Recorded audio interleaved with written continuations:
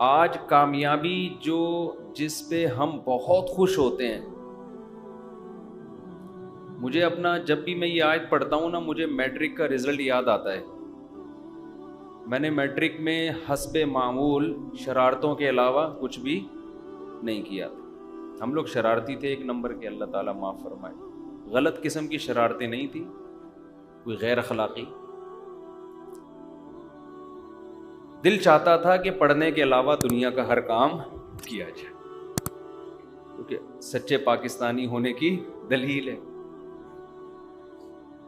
تو مجھے امید ہی نہیں تھی کہ میٹرک میں کوئی اچھے نمبر آئیں گے میرے، اور نقل بھی نہیں کرنی تھی۔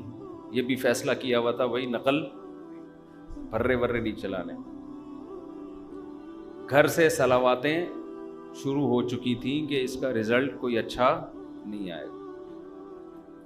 امتحان کے دنوں میں پھر ہم پر ایک ٹینشن مسلط ہوتی تھی کہ یار اب کچھ پڑھ لو، پورے سال تو کھیل کود میں گزارا ہے، شرارتوں میں، مستیوں میں۔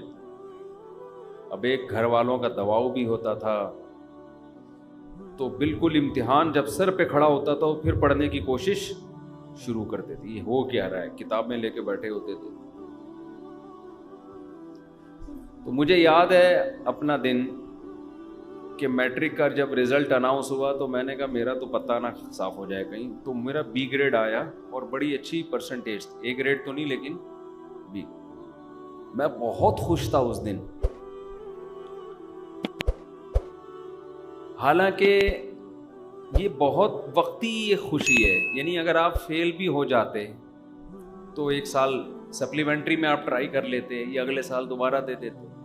گھر والوں سے تھوڑی سی صلواتیں سننے کو ملتی نا، کھانا پینا بند تھوڑی ہونا تھا، وہ اسی طرح چلتا رہتا۔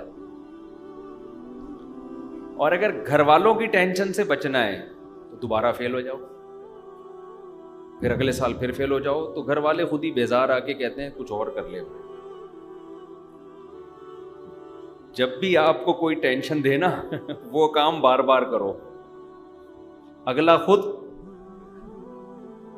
پریشان ہو کے آپ کو پریشان کرنا چھوڑ دے گا۔ اصول یاد رکھو۔ دوسری شادی کر لی، مصیبت میں آ گئے، صلواتیں، گالیاں تیسری بھی کر لو، مزید گالیاں پڑ رہی ہیں، مزید ڈپریشن میں جا رہے ہو، ٹینشن میں ایک اور کر لو، جیسی کی تیسی۔ لوگ خود ہی بیزار آ جائیں گے، یہ بندہ ٹھیک ہے ہی نہیں، اس کو اپنے حال پہ چھوڑ۔ لوگ آپ کا کانفیڈنس چیک کر رہے ہوتے ہیں، ٹھیک ہے نا، یہ کتنا ڈھیٹ ہے۔ تو ایک دفعہ فیل ہو گئے، اگر آپ چاہتے ہو کہ ٹینشن پارسل کرو، خود ٹینشن نہ لو، تو دوبارہ بھی فیل ہو جاؤ۔ خیر ہمیں توقع نہیں تھی، بہت اچھے نمبر آ گئے تو بڑی خوشی ہوئی۔ تو مجھے وہ دن یاد آتا ہے۔ آواز صحیح آ رہی ہے آپ سب کو؟ تو مجھے وہ دن یاد آتا ہے کہ یار کتنی خوشی تھی، حالانکہ وہ تھوڑے دنوں کی ہے۔ کوئی ایسا بھی نہیں ہے کہ فیوچر اگر فیل ہو رہے ہیں تو ہمیشہ کا فیوچر تباہ ہو گیا۔ بھائی سپلیمنٹری میں دے دینا، اگلے سال دے دینا، اگلے نہیں تو اگلے سال، ایک سال ضائع ہو جائے گا نا۔ اور پھر دنیا میں ہر کامیاب آدمی کے پیچھے تعلیم تھوڑی ہے۔ آپ تو ماشاءاللہ باڈی بلڈر ہیں، آپ جم چلا رہے ہیں نا، تو اس کا ایجوکیشن سے کوئی تعلق ہے؟ بالکل بھی نہیں۔ اگر یہ پڑھے لکھے زیادہ پڑھ لیتے تو یہ جو ابھی ان کو عزت یا ترقی ملی ہے، صحت ہی نہیں ہوتی۔ سب سے پہلی بات، دنیا میں دنیا کی نعمتوں میں سب سے بڑی نعمت صحت ہے۔ ایک آدمی جو پی ایچ ڈی ڈاکٹر ہو یا کوئی بہت بڑی فلم ہو، صحت اچھی نہیں ہے، اس سے وہ ٹماٹر بیچنے والا زیادہ اچھا ہے جس کی صحت اچھی ہے۔ سمجھ رہے ہو؟ جو صحت اچھی ہے نا، جو ٹماٹر بیچ رہا ہے وہ زیادہ اچھا ہے۔ میں تبھی تو لوگوں سے کہتا ہوں، میں جب گاؤں دیہاتوں کی زندگی کو دیکھ کر آیا، میں نے دیکھا 100 سال لوگوں کی عمریں ہیں، پہاڑوں میں رہتے ہیں، چکی ان کی پانی سے چلتی ہے، آرگینک گندم خود اگاتے ہیں، خود کھاتے ہیں، ٹریکٹر ان پہاڑوں پہ چل نہیں سکتے، بیل سے ہل چلاتے ہیں، ان کو تمام لذتیں ان پہاڑوں میں حاصل ہیں جو ہمیں آج ترقی کے دور میں بھی حاصل نہیں ہیں.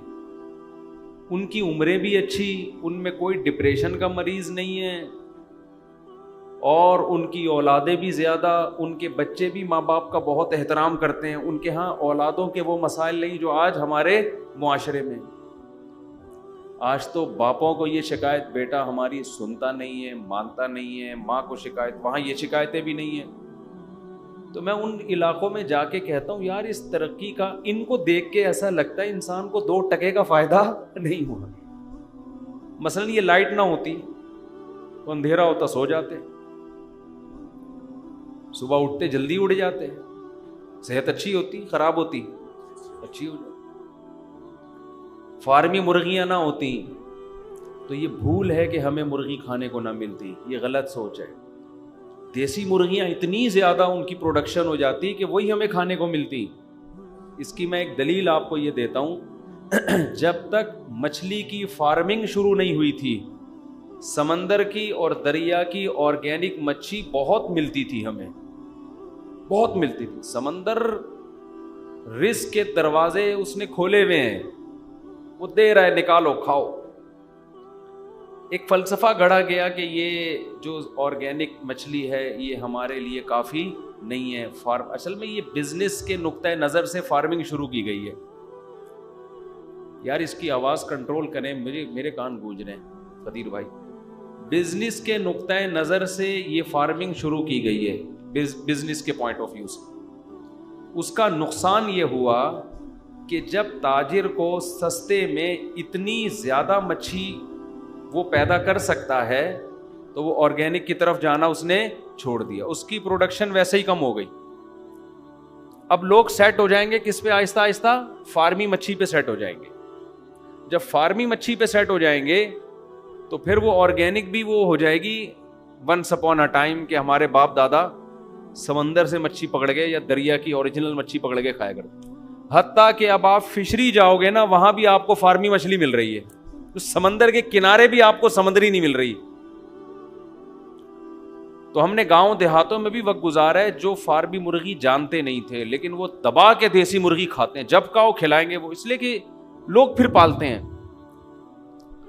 تو اگر یہ سائنسی ترقی نہ ہوتی, ہم دیسی مرغیوں پہ سیٹ ہوتے, ہم دیسی گندم پہ سیٹ ہوتے, یہ جو کھاد والی یوریا والی گندم میں یہ نہ ہوتی, بہت کچھ ہوتا. خیر ابھی کیا رونا روئے بیٹھ کے آدمی, آپ لوگ کہیں گے کیا دینی باتیں ہم سننے آئے ہیں, مفتی صاحب نے کیا مرغی اور انڈوں کی باتیں شروع کر دی. تو جی نام اعمال سیدھے ہاتھ میں آ رہا. میں بات کہاں سے, یہاں سے ادھر سے ہم نے ٹریک بدلا کیسے نا, نہیں وہ تو ہے. ہاں میں رزلٹ کی بات کر رہا تھا کہ میں یہ عرض کر رہا تھا کہ ایجوکیشن اچھی چیز ہے, حاصل کرنی چاہیے. اس سے انسان پڑھا لکھا آدمی, میچور آدمی, بہت کچھ ہوتا ہے, لیکن اس کو بھی اپنے سر پہ بہت زیادہ مسلط کرنے کی بالکل بھی ضرورت نہیں ہے. سب سے پہلے کیا ہے؟ صحت. اگر آپ کوئی چیز اپنے اوپر مسلط کر لو گے تو آپ کی صحت گئی بھاڑ میں, نہیں تیل لینے. سمجھ رہے ہو نا؟ مسلط تو کرنا ہی نہیں ہے, مسلط صرف آخرت کی فکر, بس جہنم سے بچ جائیں جنت میں چلے جائیں. اس کے علاوہ مسلمان کسی چیز کی ٹینشن بالکل بھی نہیں لیتا. میں آپ کو بتاؤں, میں بہت پڑھے لکھے لوگوں سے بھی ملتا ہوں, سب کی بات نہیں کر رہا, لیکن میں نے بہت سو کو اوپر سے مینٹل ان کا دیکھا ہے تھوڑا سا سیٹنگ آؤٹ, بہت سو کو, تھوڑے نہیں. ہماری بھی ایک زندگی گزر چکی ہے اس معاشرے میں. پورے صحیح سیدھے نہیں, پورے صحیح نہیں ہوتے وہ. پورے صحیح میں نے ان لوگوں کو دیکھا ہے جو کچھ زیادہ پڑھے لکھے نہیں ہوتے. معذرت کے ساتھ میں کوئی ایجوکیشن کی نفی نہیں کر رہا, بلکہ ایسے لوگوں کو بھی دیکھا ہے جو پڑھ پڑھ کے پاگل ہو گئے, بالکل ہی پاگل ہو گئے, دماغی توازن بالکل خراب. اس کی ایک وجہ تو یہ ہوتی ہے کہ ٹینشن بہت لے لیتے ہیں. امتحان کے دنوں میں کتنی ٹینشن ہوتی ہے پتہ ہے نا آپ, اتنی پاگل ہو رہا. ہمیں تو یاد ہے اپنا زمانہ, اتنی دماغ میں ٹینشن ہوتی تھی کہ اف, پیپر ہے, کل پیپر ہے, پرسوں پیپر ہے, کیا ہوگا. ایک عجیب پہلے زمانے میں ہمارے علماء نے جو پڑھا ہے نا جن طریقوں سے, جو بڑے بڑے علامے پیدا ہوئے ہیں, ان میں ایگزام کا کانسیپٹ ہی نہیں تھا. آپ کو تاریخ میں جتنے بڑے بڑے علامے ملیں گے مسلمانوں میں, انگریزوں کا مجھے نہیں پتا, وہ ایگزام ہی نہیں دیتے تھے. وہ ہوتا یہ تھا, کسی کو ٹیچر بنایا, جو جس فن میں ماہر ہے اس کو اپنا ٹیچر بنا کے اس فن کو اس سے سیکھنا شروع کر دیا. بس کوئی ایگزام نہیں ہے. آپ کی اپنی چاہت پر ہے کہ آپ سیکھنا چاہتے ہو تو سیکھو. امتحان ہم کیوں لیں بھائی آپ سے؟ امتحان کیوں لیں؟ آپ کا اپنا نقصان ہے اگر نہیں پڑھ رہے. امتحان لے کے ہم نے کیا کرنا ہے؟ سمجھ میں آ رہی ہے بات؟ تو طالب علم کو یہ احساس ہوتا تھا کہ بھائی میں اگر پڑھوں گا تو میرا فائدہ ہے, نہیں پڑھوں گا تو چھوڑو یار, رکشا چلاؤ, ٹماٹر بیچو, کچھ اور کام کرو. یہ جو مدرسوں میں بھی, ہمارے مدرسوں میں, اور جو ہمارا نظام تبدیل ہوا نا, یہ بھی انگریز کے بر صغیر میں آنے کے بعد ہوا ہے. کچھ چیزیں ہم لوگ مدرسے والوں نے بھی گوروں سے لی ہیں. ایک اثر تو پڑتا ہے نا, اثر تو آتا ہے, ورنہ پہلے یہ سیٹ اپ نہیں ہوتا تھا. بس بھائی علم حاصل کرنا ہے, بیٹھو, جس سے آپ نے قرآن حفظ کرنا ہے حفظ کرنا شروع کر دو, کوئی امتحان نہیں. حافظ بن جاؤ گے تو ساری دنیا کہے گی بھائی حافظ ہے, نہیں بنو گے تو تمہارا نقصان ہوگا. اس سے طالب علم میں شوق برقرار رہتا. میں جب مدرسے گیا نا تو ہمارے مدرسے میں بھی میرا جو پہلا سال تھا اس میں امتحان کا کانسیپٹ نہیں تھا, تو میں نے بڑی محنت سے پڑھا. جب میں عربی گرامر میں نے پڑھنا شروع کی تو کچھ سوالات تو استاذ پوچھتے تھے, سبق پوچھتے تھے, کچھ میں فرضی سوالات بنا بنا کے اپنے آپ سے پوچھتا تھا. شوق بہت برقرار رہتا ہے ایسے. میں پتہ ہے ایسے جیسے ہم گردانے یاد کرتے ہیں نا, ضربا ضربا ضربو ضرب ضربتا, کس لفظ کا کیا معنی ہے, میں کیا کرتا تھا, پرچیوں پہ لکھتا تھا. کئی سارے صیغے لکھ کے پرچیوں پہ الفاظ لکھے, ان کو آپس میں مکس کر دیا, پھر پرچی اٹھا کے اپنا امتحان لیتا تھا کہ بتا بھائی اس کا مطلب کیا ہے, ٹھیک ہے نا, یہ کون سا صیغہ ہے. تو جب آپ میں پڑھنے کا شوق ہوگا تو آپ پڑھیں گے, نہیں شوق ہوگا تو امتحانوں سے آپ کو ڈپریشن کے علاوہ کچھ بھی حاصل نہیں ہوگا. اور یہ بھی آپ کو بتاؤں, جو امتحان میں پاس ہوتے ہیں, اچھے نمبر لیتے ہیں, ضروری نہیں کہ وہ ان کو آتا بھی ہو. امتحان میں تکے دبا کے چل رہے ہوتے ہیں. ہمیں کئی بار ایسا ہوا کہ ہم نے امتحان پورے سال پڑھا نہیں, رات کو ایک سوال دیکھ کے چلے گئے, اتفاق سے وہی آ گیا, چھاپ کے آ گئے. اور جو پورے سال پڑھتا رہا اس نے وہ والا سوال نہیں دیکھا, صبح پیپر میں وہ والا سوال آ گیا. وہ ان پڑھ ہو کے, اس کے وہ پڑھا لکھا ہو کے نمبر کم, اور ہم نے نہیں پڑھا اور نمبر ہمارے زیادہ. یہ تکے چل رہے ہوتے ہیں. تبھی جو کمپنیاں ہیں نا, جو صحیح کمپنی ہے, وہ آپ کے فن کو دیکھتی ہیں کہ آپ کو آتا کیا ہے. آتا ہے تو ٹھیک ہے, آ جا, نہیں آتا چل بھائی نکل یہاں سے. وہ ڈگریاں کہہ رہے ہیں اپنی پینٹ میں رکھو اس کو, ہمارے کسی کام کی نہیں ہے. ایک صاحب میرے پاس آئے, کہنے لگے میرے پاس کوئی ڈگری شگری نہیں ہے, سب جعلی بنوائی ہیں میں نے, تجربہ بہت ہے. آج کل ایک کمپنی میں HR مینیجر لگا ہوا ہوں. HR مینیجر بڑی فلم ہوتی ہے. تو میں نے کہا تمہیں کہہ رہے ہیں بس ہم ایسی ٹوپی کرا کے نا کمپنیوں میں گھستے گھستے یہاں تک پہنچ گئے. کہہ رہا ہے لیکن بھاری بھرکم تنخواہیں مل رہی ہیں مجھے, کیونکہ میں کام ان لوگوں سے زیادہ کر کے دے رہا ہوں جو پراپر پڑھے ہوئے. ڈگریاں بنا لی تھی اس نے. تو کہاں سے کہاں بات چلی گئی. جو اصل بات میں آپ سے عرض کر رہا تھا, یہ تو درمیان میں یہاں بات آ گئی نا. اصل بات میں عرض کر رہا تھا کہ موضوع میں تو ابھی آ رہا ہوں انشاءاللہ سورہ الحاقہ کی طرف, لیکن کچھ بیچ میں غریبیاں بھی چلتی ہیں. تو بار بار آپ سے یہ عرض کرتا ہوں, کیونکہ اتنے ڈپریشن کے مریض آ رہے ہیں ہمارے پاس پورا ہفتہ, tension depression stress, tension depression stress. یہی لفظ سن سن کے بیزار ہو گئے ہیں. تو کیوں لے رہے ہو ٹینشن یار؟ اپنی صحت پہ کبھی کمپرومائز نہ کرو, اور اللہ پہ اعتماد اور توکل کرو گے تو ٹینشن ختم ہوگی. اللہ پہ اعتماد نہیں ہے نا, اسباب پہ نظر ہیں. یہ کروں گا تو یہ ہو جائے گا, یہ نہیں کیا تو یہ نہیں ہوگا, گئے بس کام سے. جب ڈکشنری سے اللہ نکل جاتا ہے نا, پھر آدمی کہتا ہے اگر میں یہ کروں گا تو یہ ہوگا, یہ نہیں کروں گا تو یہ نہیں ہوگا, اور یہ کیا جا نہیں رہا ہے مجھ سے. یعنی وہ کہتا ہے اگر میں پڑھوں گا تو عزت ملے گی, پیسہ ملے گا, نہیں پڑھوں گا تو نہ عزت ملے گی نہ پیسہ ملے گا. تو چلو پڑھ لو. اب پڑھنے کے لیے بیٹھا ہی نہیں جا رہا اس سے. پڑھائی کے لیے بیٹھا ہے تو کتاب نہیں پڑھی جا رہی, پڑھ رہے تو سمجھ میں نہیں آ رہی, کسی ٹیچر کو رکھوایا وہ بھی نہیں سمجھا پا رہا, 6 دفعہ سمجھا رہا ہے تو بھی سمجھ میں نہیں. ہر آدمی کا مینٹل لیول ایک جیسا تھوڑی ہوتا ہے. پھر آدمی کہتا ہے کیا عذاب میں پھنس گیا یار میں.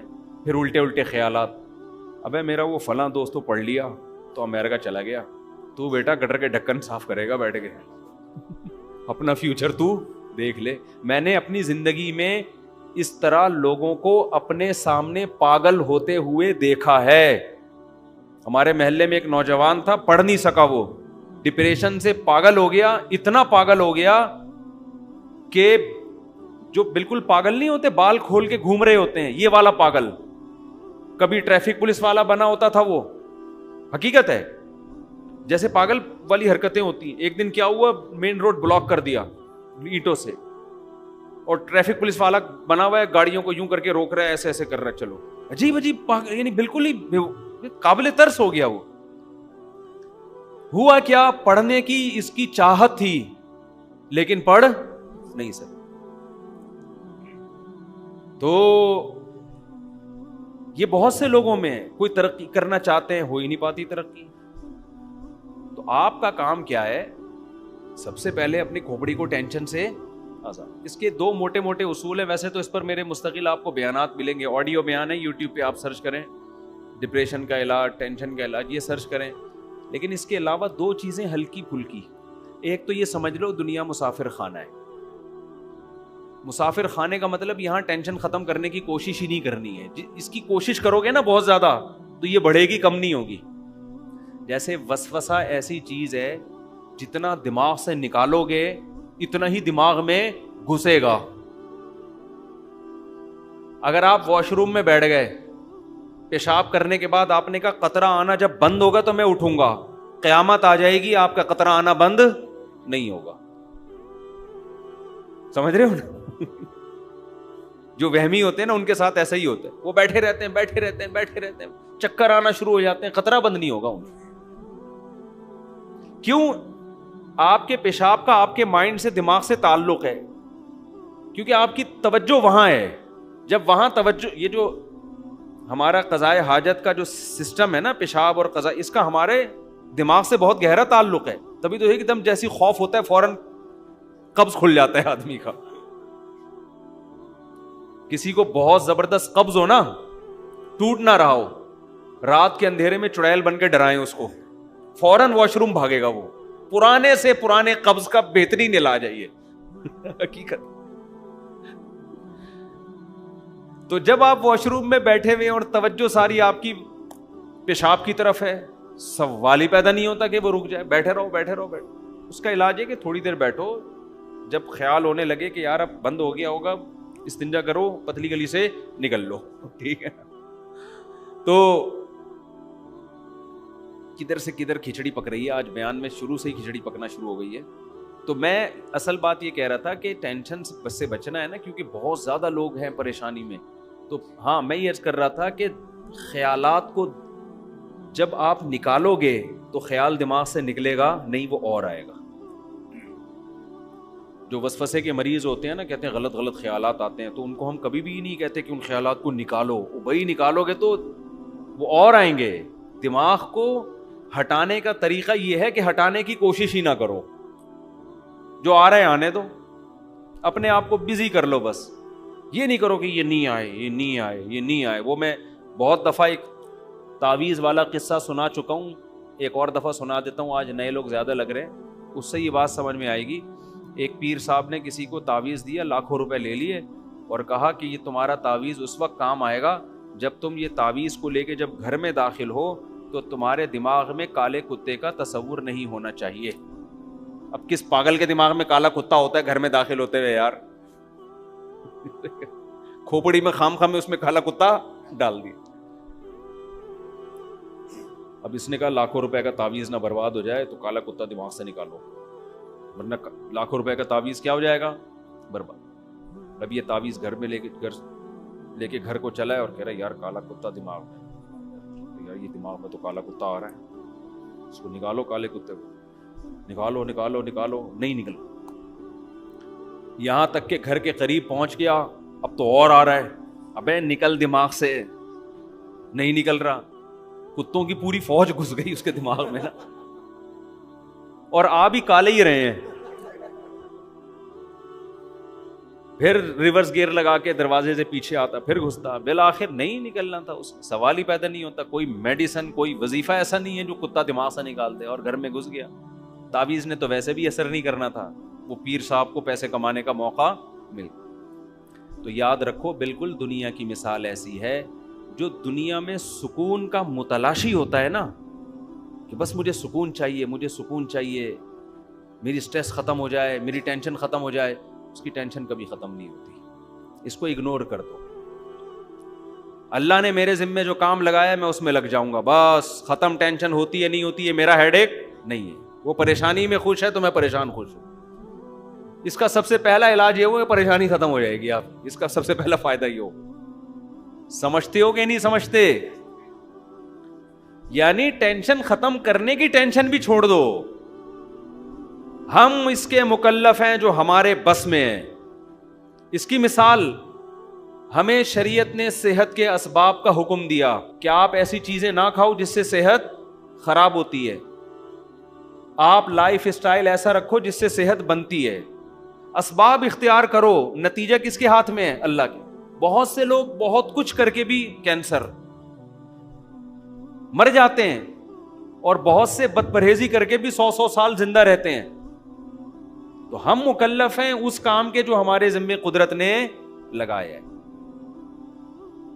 اگر ایک آدمی صحت کی فکر کرتا ہے اتنی جتنی شریعت نے کہا ہے, احتیاط کرو. ہمارے نبی کی جو غذائیں تھیں, سادہ غذائیں تھیں, محنت تھی, وقت پہ سونا, وقت پہ اٹھنا, یہ ساری چیزیں مینج کر کے ایک آدمی چل رہا ہے, لیکن اس کی یہ ساری محنت برباد ہو جائے گی اگر وہ اس کے رزلٹ کو اپنے اوپر مسلط کر لے. سمجھ رہے ہیں نا؟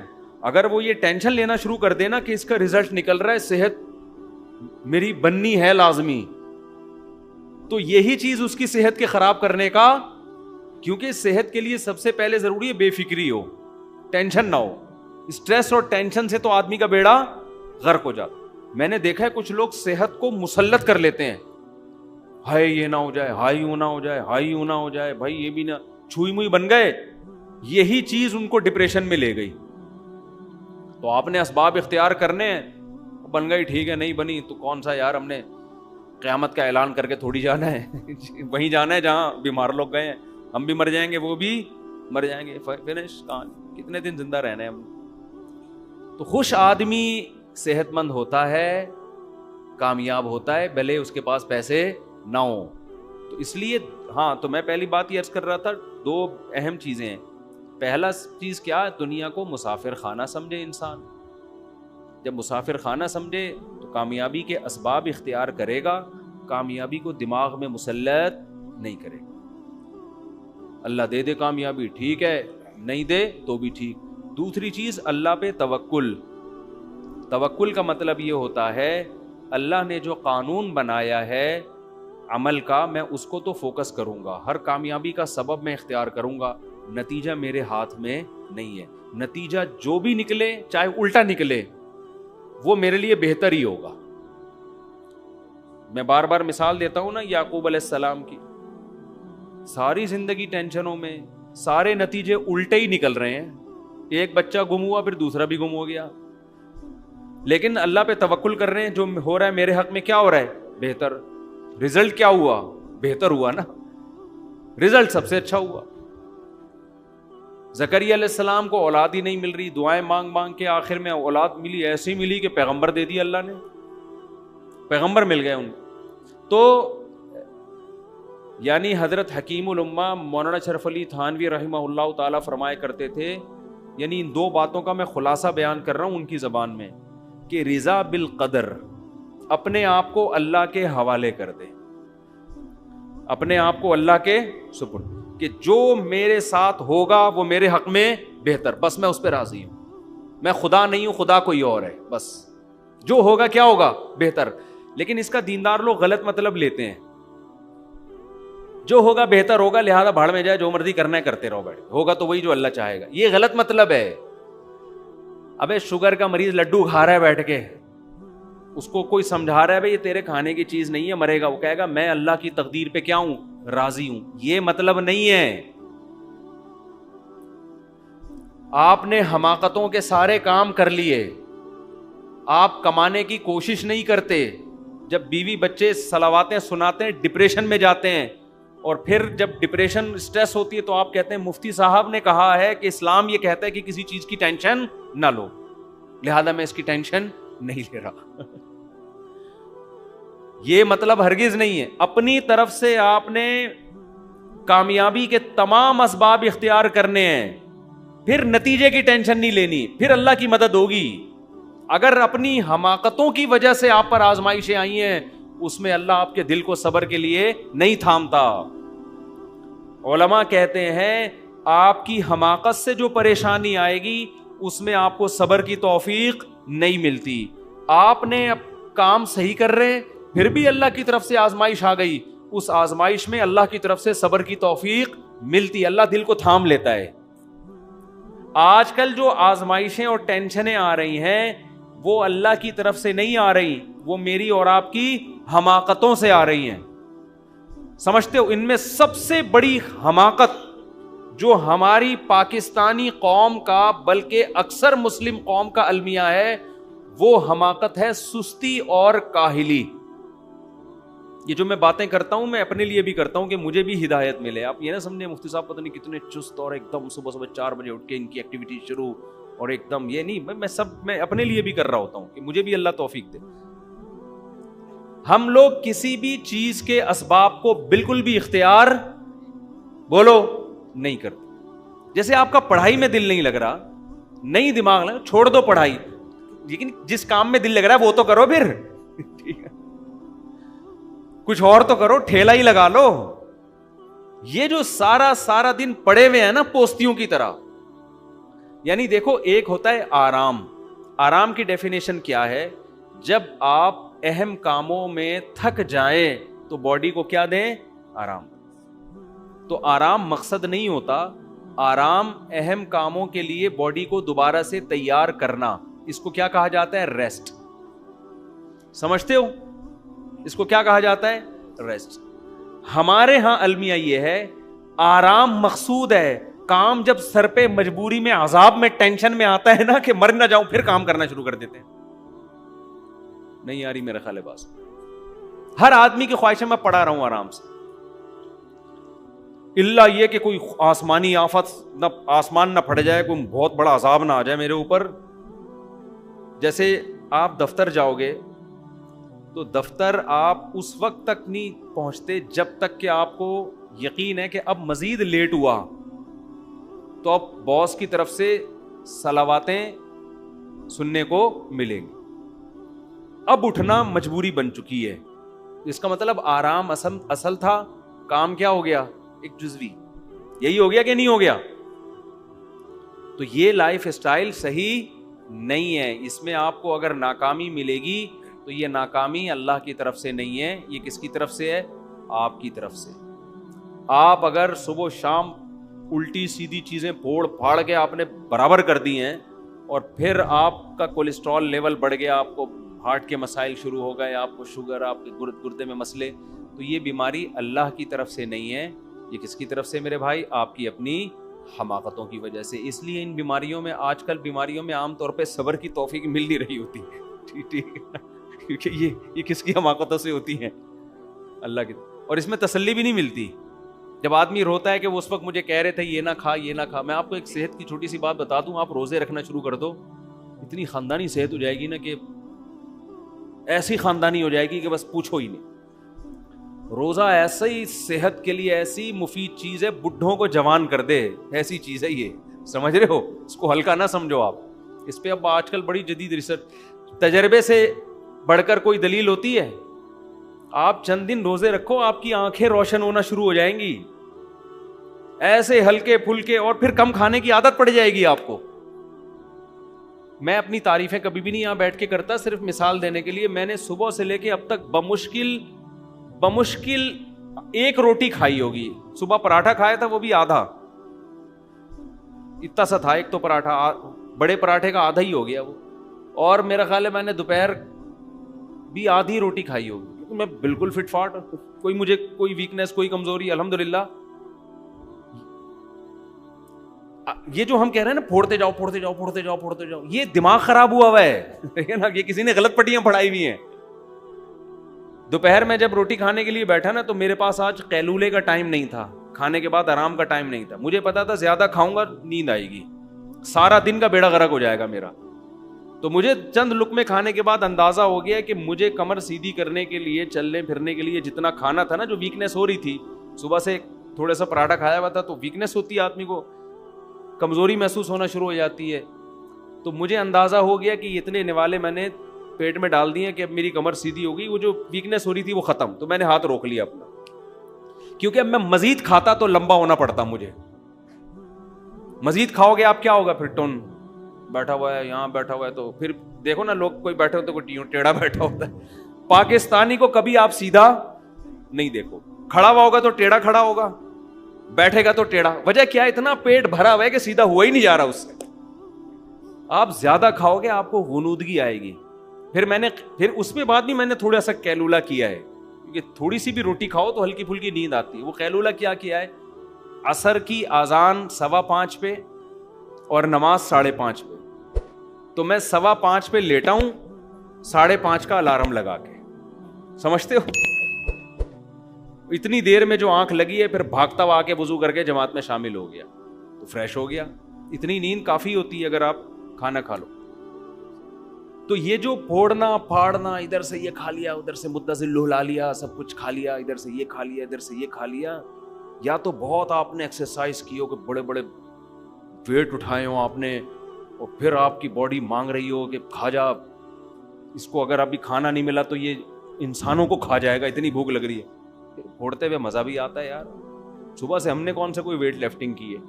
تو یہ رمضان کے حوالے سے بھی بات ہو گئی نا کہ روزہ جو ہے نا, روزہ ایسی خاندانی چیز ہے, صحت کے لیے بہت ہی مزے کی چیز ہے یہ.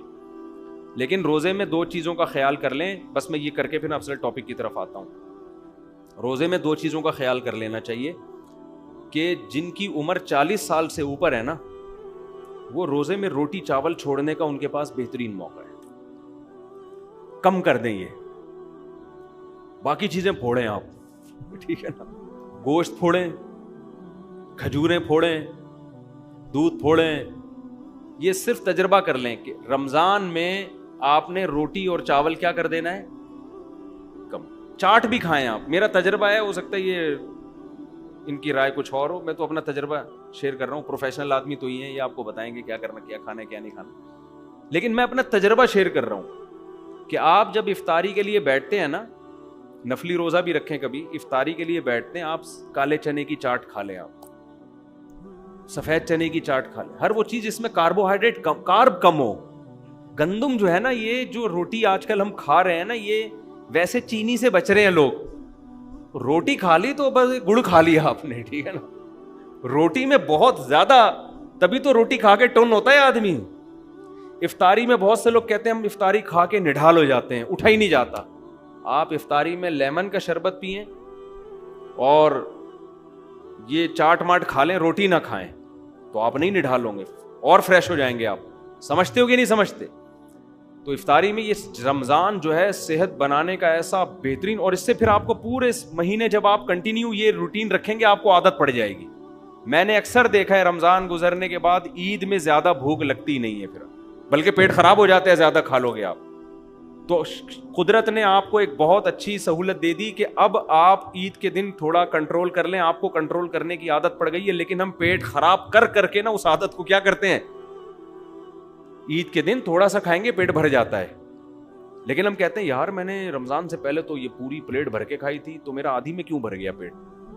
اب پیٹ کہہ رہا ہوتا ہے نہیں ضرورت, آپ نے کہا نہیں میں تو ٹھوسوں گا, میں تو ٹھوسوں گا. وہ ٹھوس کے پھر وہی ہو جاتا ہے, تھوڑے دن مر جائیں گے اور دھماکے پٹ پٹا جائیں گے. اور کیا ہو, مرنا بھی اتنا مسئلہ نہیں ہے بھائی. جتنے دن جیو صحت کے ساتھ جیو, خوشی کے ساتھ جیو, دماغ فریش ہو, آنکھوں کی روشنی صحیح ہو.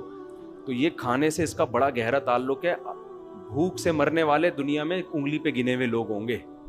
کھا کے مرنے والے جتنے اس وقت لوگ مر رہے ہیں 99% وہ ہیں جو کھا کے مرے ہیں.